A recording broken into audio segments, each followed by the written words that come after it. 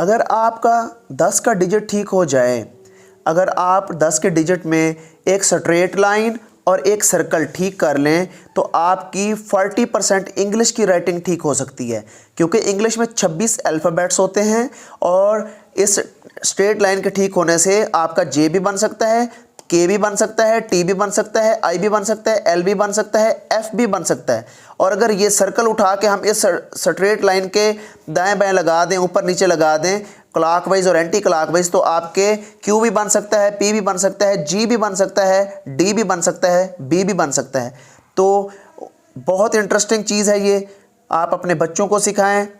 इस 10 के डिजिट की प्रैक्टिस करें। एक स्ट्रेट लाइन है इसमें और एक सर्कल है, बार बार एंटी क्लॉकवाइज और क्लॉकवाइज सर्कल लगाएं तो इंशाल्लाह ताला आपके 10 जो लेटर हैं, 26 में से 10 लेटर यहाँ से रिकवर हो रहे हैं।